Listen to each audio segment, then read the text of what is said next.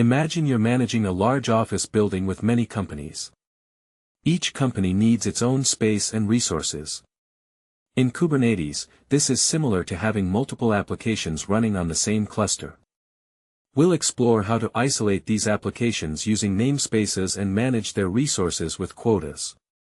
This is crucial for efficient cluster operation and preventing one application from consuming all resources.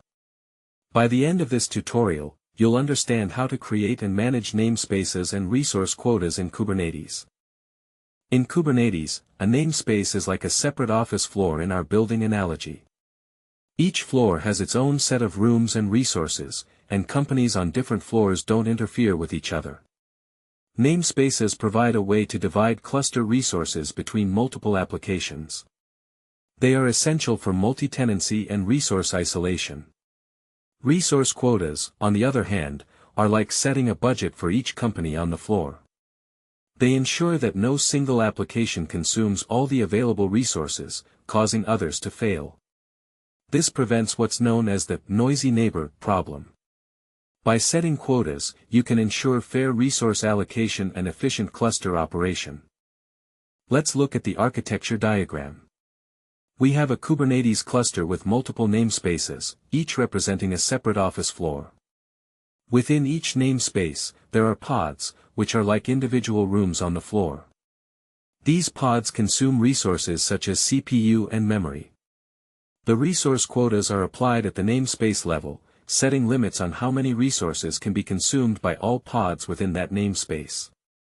This ensures that no single namespace can consume all available resources. The diagram also shows how the Kubernetes scheduler and controller manager work together to enforce these quotas and manage resource allocation. To follow along with this tutorial, you'll need a Kubernetes cluster. You can use a local cluster like Minikube or a cloud-based service like Google Kubernetes Engine. You'll also need kubectl, the command line tool for interacting with your Kubernetes cluster.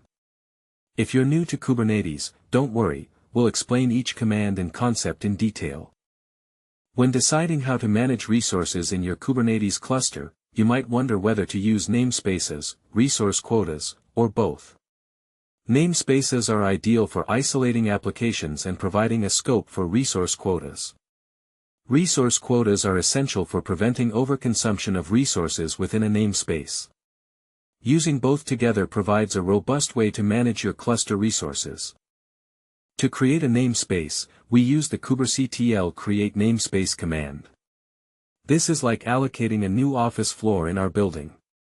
We need to specify the name of the namespace. Let's create a namespace called development. This namespace will be used to isolate our development applications from production ones. Now, let's set resource quotas for our development namespace. This is like setting a budget for all companies on our newly allocated office floor. We'll use the kubectl create resource quota command to set limits on CPU and memory. For example, we might want to limit the total CPU usage to 1 core and memory to 1 GB. Let's walk through the process flow. We start by deciding if we need to isolate an application. If yes, we create a new namespace.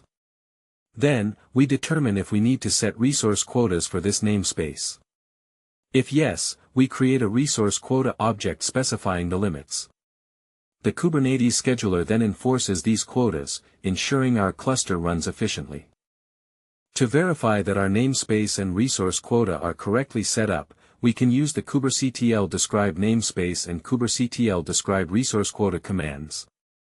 We should see the details of our namespace and the resource quota we set, including the limits we specified. This ensures that our applications are properly isolated and resource quotas are enforced. One common issue beginners face is overconsumption of resources due to not setting appropriate quotas. This can lead to applications failing or becoming unresponsive. To fix this, review your resource quotas and adjust the limits as necessary. Another issue is forgetting to specify the namespace when creating resources, leading to them being created in the default namespace. Always specify the namespace to ensure resources are created where intended. In summary, we've learned how to use namespaces and resource quotas in Kubernetes to manage our cluster resources efficiently.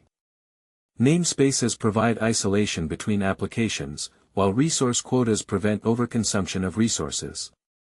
By using both, we can ensure our cluster runs smoothly and applications have the resources they need. Remember, efficient resource management is key to a healthy and scalable Kubernetes cluster. Subscribe for daily in-depth DevOps tutorials explained in simple terms.